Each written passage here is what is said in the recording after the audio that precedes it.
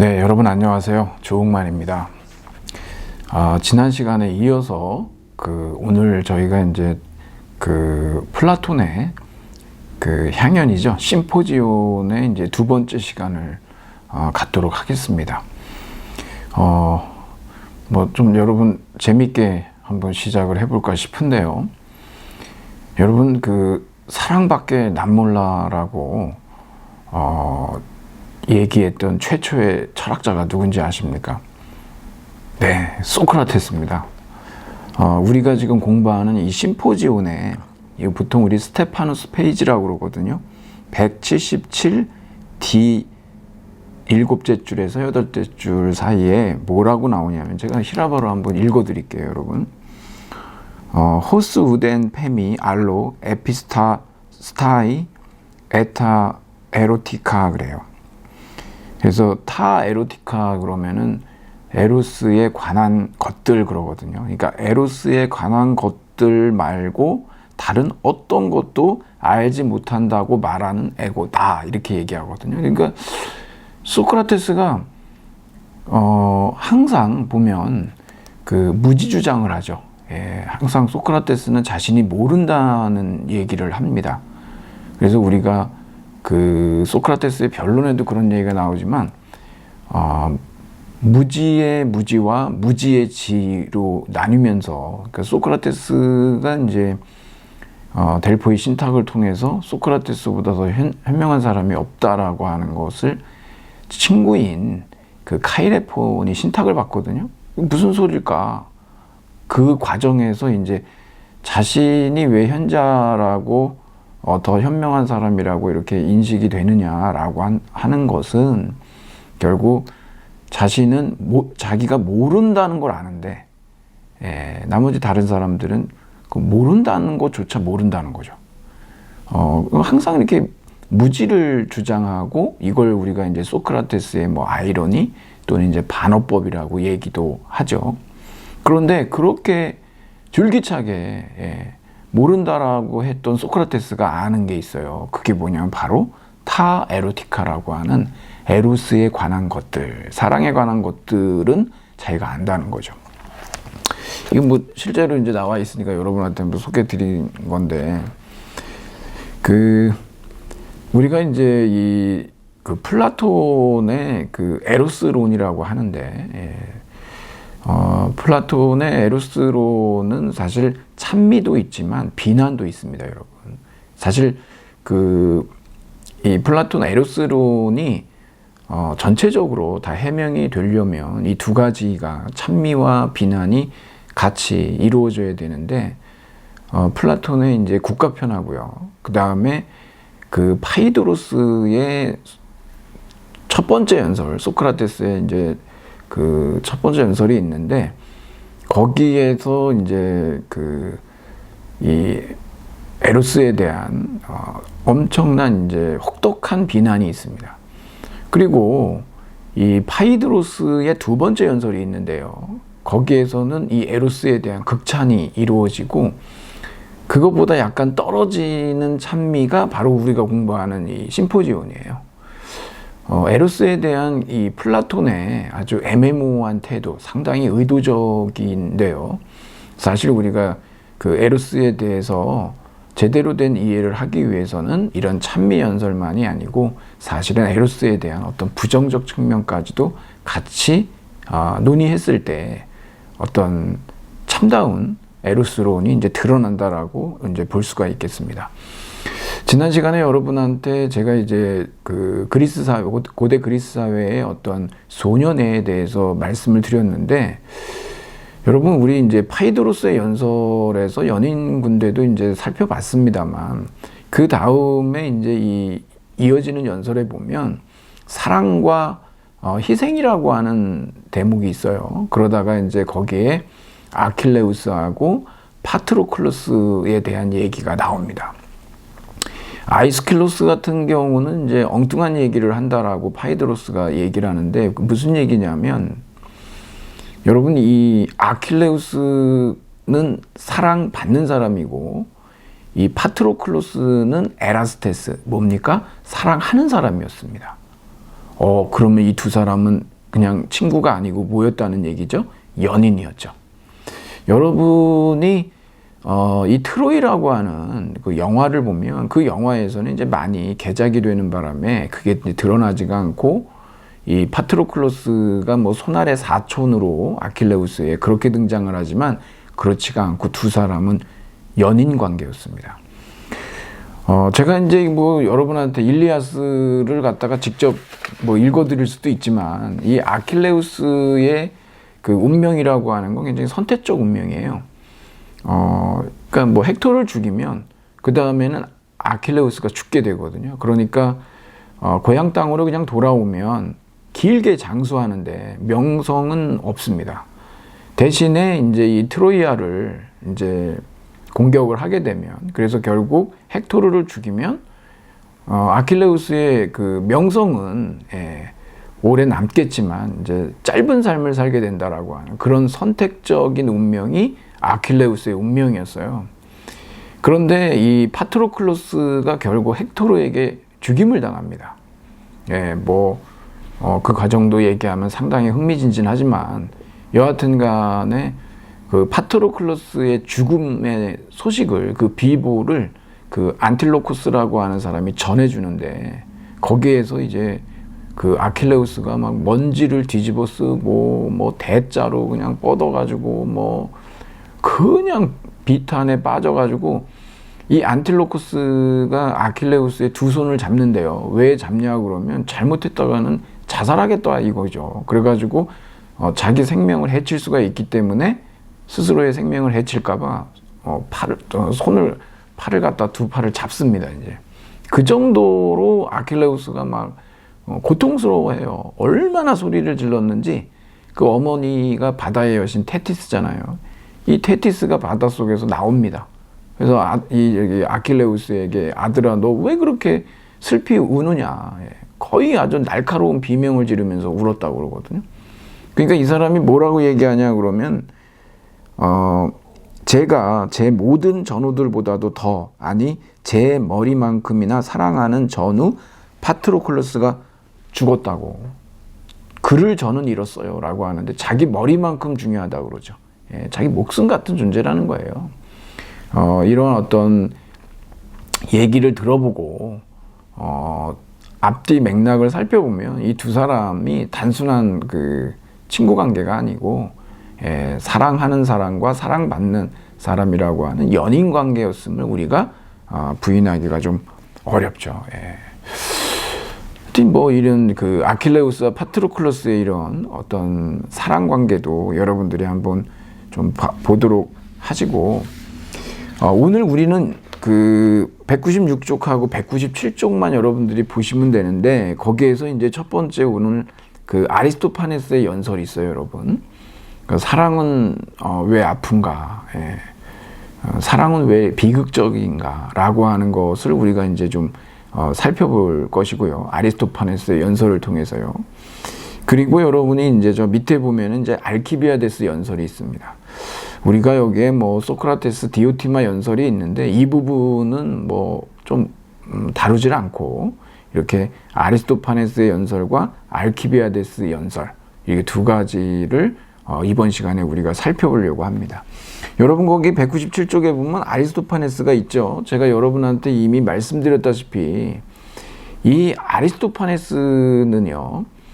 이 소크라테스의 변론에 보면 그 최초의 고발자 중에 하나로 나옵니다. 즉 무엇을 고발했냐 그러면 소크라테스가 청년을 타락시키고 그리고 나라가 믿는 신을 믿지 않는다. 불경죄로다가 그렇게 두 가지 혐의로 결국 그 아테네 법정에 서게 되거든요.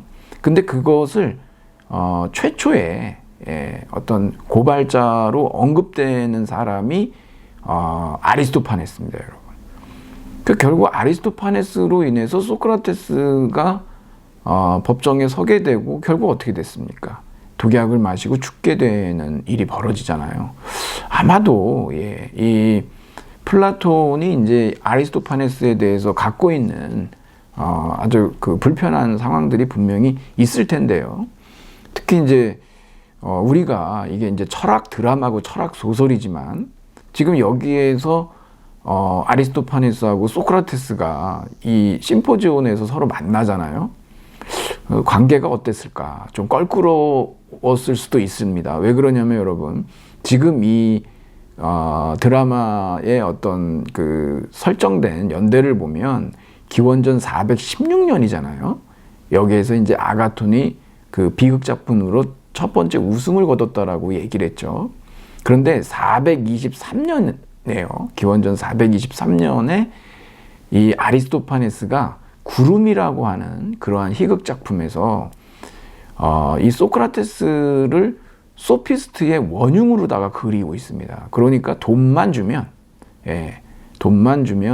약한 놈변을 강하게, 강한 놈변을 약하게. 그러니까 이제 정론이 있고 사론이 있는데 그것을 갖다 다 바꿔줄 수 있다라고 하는 것이죠. 대단한 어떤 그 새로운 교육법이고 논변 기술인데, 스트랩시아데스라고 하는 농부가 그 허영심이 많은 이제 자신의 아내, 그리고 이제 이 말을 좋아하고 전차 경기를 너무 좋아하는데 이게 돈이 너무 많이 들죠. 그래서 이제 아들의 어떤 이 채무 관계 때문에 이 자기 아들을 갖다가 이 소크라테스의 이제 사색장에 보내가지고 거기에서 새로운 교육을 받도록 하고 결국은 이제 그 채무자들을 잘 떨궈냅니다. 하지만 그 아들이 이제 아버지를 치는 일이 벌어지고 어머니도 치려고 그러거든요. 뭐 이제 법이 바뀌었다 막 이러면서. 그래서 이제 결국 소크라테스의 그 사색장에다가 불을 질러버리는 일이 벌어지거든요. 그런 내용이 이제 구름이라고 하는 희극 작품이 있습니다. 여러분 아시다시피 옛날에 이제 이러한 그 디오니소스 제전에서 이런 경연대회가 있었고 엄청난 축제이기 때문에 당연히 소크라테스도 이 작품을 봤겠죠. 영화 같은 건데요. 그 얼마나 마음이 불편했겠습니까? 자신에 대해서. 근데 소크라테스가 변론에서도 얘기하지만 진실이라고는 하나도 말하지 않았다는 얘기를 몇 번에 걸쳐서 얘기를 합니다. 이 최초의 고발자들이, 즉 아리스토파네스라고 하는 이 희극 작가의 이런 구름에서의 그 구름에 그려진 자신의 모습은 진실이 아니다라고. 하지만 이제 그런 것들이 쌓이고 하면서 결국 이제 소크라테스가 또 미운 털도 박힌 부분도 있고, 그래서 결국은 이제 법정에 서게 되는 나이 70에 그런 일이 벌어지는데, 뭐 이렇게 아리스토파네스와 소크라테스는 상당히 불편한 관계인 건 맞아요. 여기에 이제 같은 자리에 이제 있게 됐죠. 플라톤은 아리스토파네스에게 사실 스승의 죽음에 대한 어떤 복수를 할 것 같지만 그러지 않고 아리스토파네스에게 굉장히 아름다운 사랑 이야기를 선사를 합니다. 아리스토파네스는 희극 작가이죠. 그런데 여기에 이제 드러나는 내용을 보면 비극적 희극 작가라고 우리가 얘기를 할 수가 있는데, 참 아름다운 그 애틋한 안타까운 비극적인 그런 사랑 이야기가 있습니다. 여러분이 이제 유튜브에서 헤드윅이라고 한번 보시면 그 영화도 있고요, 뮤지컬도 있습니다. 여러분 헤드윅의 그 사랑의 기원이라고 하는 그 노래가 많이 이제 등장을 하는데 그 부분을 여러분들이 한번 살펴보시잖아요. 그러면은 거기에서 이제 여러분들이 이 아리스토파네스의 신화 내용이 약간 이렇게 뭐 애니메이션하고 결합돼서 노래하고 그래서 이제 등장하는 거를 여러분들이 볼 수가 있는데 한번 확인해 보세요. 뭐 굉장히 나쁘진 않습니다. 그런데 우리가 이제 그 직접 읽어보면 거기에 나와 있는 그림들 애니메이션하고 좀 일치하지 않는 부분들도 이제 우리가 알 수는 있죠. 자, 그러면 그 아리스토파네스의 연설부터 한번 보도록 하죠. 여러분 잘 아시다시피 이 아리스토파네스는 본래 이 파이드로스 파우사니아스 다음에 아리스토파네스가 연설을 할 순서였어요. 그런데 딸꾹질이 나면서 결국은 의사인 에릭 시마코스한테 자기 좀 딸꾹질도 멈추게 해주고, 아니 딸꾹질을 멈추게 해주거나 아니면 대신 연설을 먼저 해라 라고 했더니 두 가지 다 해주겠다 그래가지고 에릭 시마코스가 먼저 연설도 하고, 그리고 이제 뭐 여러 가지 이제 방법들을 가르쳐 줬습니다. 딸꾹질 멈추는 방법 있잖아요. 결국은 재채기 요법이 아주 특효였다라고 하는데, 그래서 이제 연설 순서가 바뀌면서 네 번째 연설자로 이제 아리스토파네스가 이제 등장을 하는 거죠.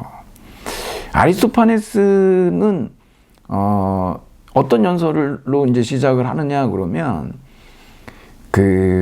이 에로스의 어떤 뭐 능력, 권능, 힘, 디나미스라고 하는데 에로스의 힘에 대해서 사람들이 알았다라고 한다면 아주 큰 뭐 성전도 짓고 제단도 만들고 성대한 제사를 갖다 올렸을 텐데 이 에로스 신의 디나미스를 몰라가지고 사람들이 그렇게 못한다. 사실 에로스 신은 인간을 사랑하는 신이고 인간을 돕는 신이고 조력자라고 하죠. 그리고 인간 본성의 치료자인데 이거 너무 모르고 있더라. 그래가지고 아리스토파네스가 이제 본인이 내가 여러분들한테 이제 이런 걸 좀 가르쳐 주겠다. 파이데이아를 한다고 그래요. 교육이라고 그러죠, 여러분. 파이데이아. 그래서 교육을 시켜주겠다라고 하면서 에로스의 이야기를 시작하는데 먼저 이 사람이 얘기하는 게 인간 본성과 피시스라고 하는데요. 인간 본성과 인간이 겪은 것들이 있어요. 그거부터 얘기를 좀 해봐야 되겠다라고 합니다. 처음에 얘기하는 게 뭐냐면 최초에 인간의 성이라고 하는 거는 지금은 두 개잖아요. 성별이 남성, 여성. 물론 여러분 우리가 이제 지금 더 들어가 보면은 LGBTQ까지 있습니다. 퀘스처너라고 해가지고 사실 뭐 성별을 결정짓기 어려운 상황들도 있단 말이에요. 뭐 많이 논의가 되죠. 그런데 여하튼 남성, 여성 이렇게 있지만 지금은 아리스토파네스 얘기입니다. 하지만 옛날에는 성이 3개였대요. 뭐가 있었냐 그러면은 남녀 춘희가 있었다는 거죠. 자웅동체. 3개의 성이 있었다고 그래요. 이걸 여러분들이 꼭 알아두셔야 됩니다. 여기에서 이제 우리가 곧 드러나겠지만 남성, 여성은 남자, 남자, 여자, 여자, 남녀 춘희, 남자, 여자 이렇게 돼 있다는 얘기예요. 둘이 한 몸입니다. 사실은. 이게 성이 3개였고 근데 지금 남녀 춘희는 안드로귀노스라고 하는 남녀 춘희는 실체도 사라졌고 거의 이제 비난하는 용도로다가 이제 쓰이고 있다 뭐 얘기하면서 왜 남녀 춘희가 사라지게 됐는지 그거부터 이제 특기할 만한 얘기부터 이제 시작을 하는 거거든요. 거기에다가 또 뭐가 있냐면 이들이 이제 형태는 어땠냐, 에이도스인데 이 모습은 어땠냐 그러면은 아무래도 이제 제가 여기서 이제 최초의 둥근 인간이라고 여러분한테 말씀을 이렇게 드리고 그랬지만은 뭐 등이나 옆구리가 이제 둥글어요. 여러분들이 어떤 생각을 하고 생각하시면 되냐면은 이렇게 두 사람이 서로 이렇게 부둥켜 안고 있는 생각을 좀 해보시면 될 것 같아요. 그래가지고서 남자, 남자, 여자, 여자, 남자, 여자 이런 식으로. 그래서 이제 목은 있지 않습니까? 이 원통형 목하고 목은 하나예요. 그리고 얼굴은 정반대로 똑같은 얼굴들이 이제 정반대로 있다라고 보시면 되고 나머지는 다 2배죠. 팔도 뭐 다리도 뭐 다 마찬가지입니다. 그렇게 이제 둥근 형태로 이루어져 있는데 그럼 왜 이들의 모습이 이렇게 둥글었냐 그러면 사실은 이들의 조상이 남성은 해의 자손이고 그 다음에 여성은 이 땅의 자손이고 그리고 남녀 춘희는 달의 자손이었어요. 우주적 신들이죠. 둥글죠 여러분. 그래서 최초의 둥근 인간이었던 겁니다. 거기다가 이들은요 아무래도 이제 우주적 신들의 자손이다 보니까 힘과 활력이 굉장히 넘치고 뭐 빨리 가려고 할 때는 공중제비 돌듯이 막 뺑뺑뺑 돌아서 뭐 어느 방향으로든지 갈 수가 있는 그리고 이제 아주 활력이 넘치고 거기에다가 뭐 어떤 참주들에게 뭐 복종하지 않는 그런 고매한 정신을 갖고 있었다고 그럽니다. 그러다 보니까 이들이 무엇을 하느냐 그러면은 신들을 공격하기 시작해요. 사실 이제 이들의 어떤 그 완전체 이런 것들이 갖고 있는 어떤 반란의 요소가 있는 것이죠. 이게 올림푸스 신들이 난리가 난 겁니다, 이게. 그래서 이제 제우스하고 다른 신들이 모여서 회합을 하는데 이 정치적인 기관이 있었던 거죠, 이들에게는. 그래서 이제 수기 토론을 해가지고 어떻게 하면 좋을까. 이거 그냥 보기는 너무 방자하죠. 저런 방종을 갖다 내버려 둘 수도 없고.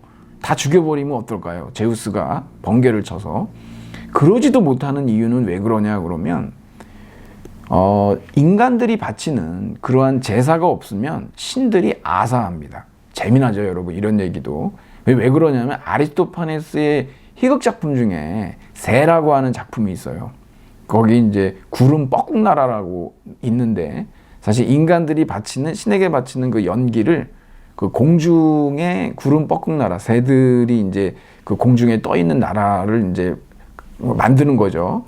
그래서 이제 중간에서 가로채가지고 결국 이제 신들에게 올라가는 걸 뺏는. 그렇게 되면 신들은 결국은 인간이 바치는 제사를 받지 못하니까 굶어 죽을 수밖에 없지 않습니까? 상당히 재밌는 아이디어예요. 그런데 여기서도 이제 그런 일이 이제 그 벌어질 수가 있는 거죠. 인간들을 다 죽이면 신들이 뭐 제사를 못 받으니까. 그렇다고 저 방종을 그냥 내버려 둘 수도 없는 노릇이고. 그래서 제우스가 아주 고민하다가, 이게 희극적 요소죠. 제우스가 신인데 뭘 고민을 하겠습니까? 근데 제우스가 곰곰이 생각해가지고서는 묘안을 하나 생각해내는데, 그게 뭐냐 그러면은 반으로 쪼개자는 겁니다. 그렇게 되면 어떻습니까? 힘은 반쪽이 될 거고 숫자는 더블이 되죠. 그러니까 바치는 제사는 그만큼 많이 늘어나는데 더 이상 방종한 짓은 안 할 거 아니겠냐 이거죠. 만일에 그래도 말 안 들으면 더 자르겠다라고 얘기를 합니다. 그럼 완전히 뭐 한쪽 발로 뛰어다닐 수밖에 없는 상황이 되겠죠. 이런 요소들이 다 희극적 요소죠. 왜냐하면 신이, 물론 이제 고대 그리스의 신화에 등장하는 신들이 뭐 전지전능하지는 않습니다만, 그리스도교적 의미에 여하튼 간에 신이 곰곰이 생각했다든가, 아니면 뭐 그래도 제멋대로라면 한 번 더 자르겠다라고 하는, 그러니까 그 정도의 해안도 갖고 있지 않다라고 하는 것들이 좀 우스운 요소라는 거예요. 희극적 요소. 자, 그래가지고 이걸 이제 제우스가 그래서 이제 1차 수술을 합니다. 외과 수술을 하는 거죠. 제우스는 잘라요.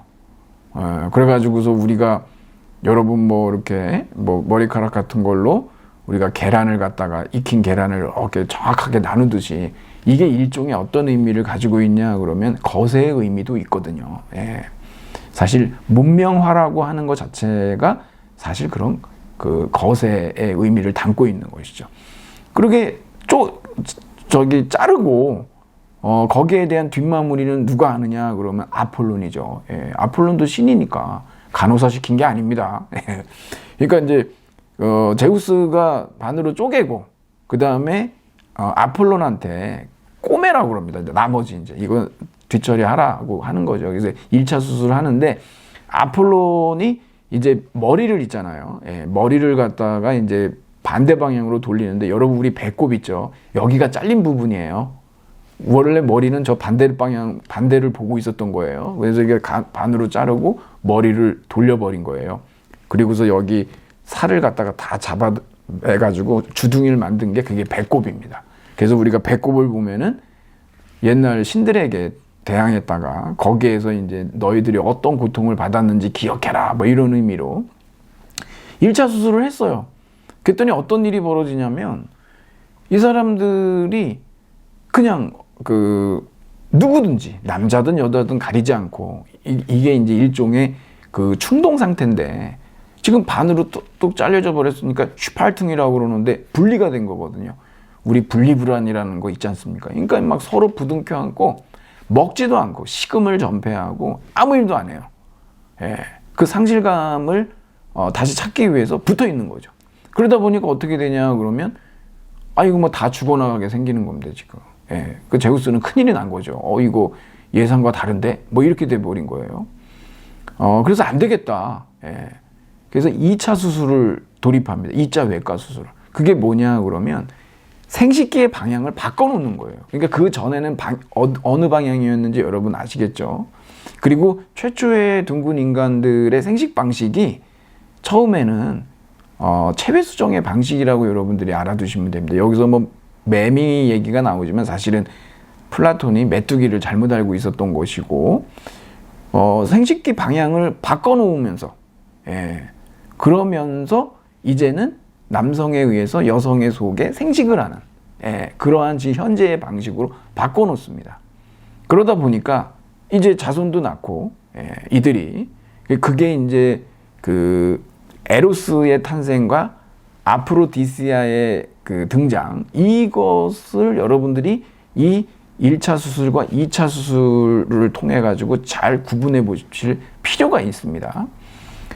제가 전 시간에도 말씀드렸지만 이 에로스라고 하는 것이 현대에 와서는 너무나 성적 환원주의, 그러니까 항상 성적 관계와 에로스가 맞닿아 있는 것으로 인식하기 쉽지만 사실은 그거보다 더 차원이 넓었다라는 얘기를 제가 드렸죠. 그래서 여기서 에로스가 언제 등장하고 왜 등장하는지, 그리고 아프로디시아는 왜 등장하게 됐는지를 여러분들이 제가 나눠드린 그 자료를 통해서 살펴보시면 쉽게 찾으실 수가 있습니다.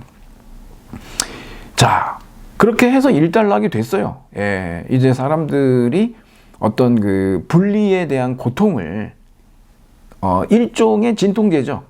일시적인 관계를 통해서 그것을 해소하고 나머지 이제 평상시 일에 종사할 수 있으니까 신들에게 뭐 제물도 바치고 이러한 일들이 원활하게 이제 이루어진 겁니다. 여기서 우리가 하나 더 짚고 넘어야 될 건 뭐냐면 두 번째 이제 그 헤파이스토스의 어떤 사유 실험이 등장을 해요. 여기서 이렇게 보면은 자기의 반쪽을 만났을 때, 자기의 반편을 만났을 때 이들이 서로 같이 있는, 함께 하는 이유가 꼭 성적인 것 때문만은 아니라는 거예요.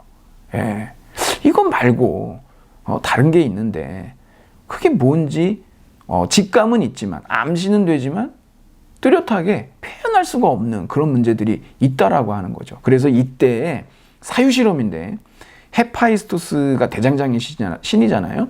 헤파이스토스가 나타나가지고 이렇게 자기의 반편과 같이 있는, 그러니까 자기 반쪽이죠. 같이 있는 사람들에게 와가지고 너희들이 원하는 게 뭐냐? 응? 말해봐라. 근데 뭐라고 말을 못 하겠는 거예요. 그랬더니 너희들이 원하는 거 이런 거 아니냐?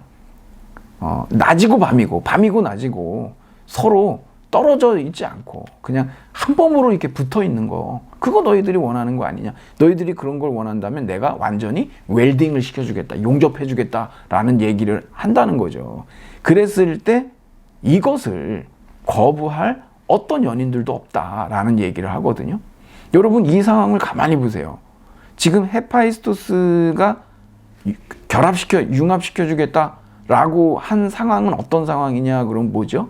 바로 최초의 둥근 인간의 상태라는 거죠. 그렇죠?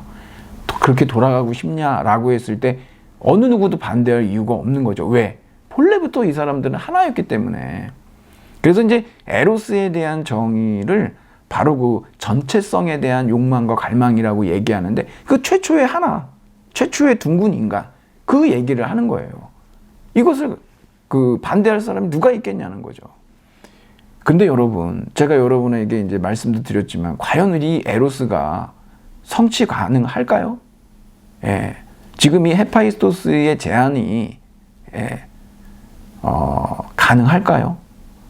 바로 그것을 여러분한테 제가 이제 묻는 거죠. 여기에 대한 여러분들에게 제가 드리는 힌트는 뭐냐면, 과연 그렇게 둘이 하나가 되는 최초의 둥근 인간이 되는 그러한 에로스가 과연 신들의 욕망과 양립이 가능할지, 그리고 만일에 그런 일이 이루어진다면 에로스는 어떻게 되는지, 여러분들이 이런 거를 생각해 보신다라고 한다면 에로스가 성취 가능한지 불가능한지에 대해서 여러분들이 판단하실 수가 있으실 겁니다. 에로스는 이러한 사랑이라고 하는 것은요, 과연 우리가 살아있을 때 이루어질 수 있는지, 그렇게 하나가 된다라고 하는 것은 결국 자아의 상실이고, 살아서는 사랑이라고 하는 것은 결코 성취될 수 없다라고 하는 것. 그래서 바로 사랑은 비극적이라고 주장하는 것이죠. 네, 여러분, 이렇게 해서 1부를 마치고 잠시 후에 2부에서 뵙도록 하겠습니다.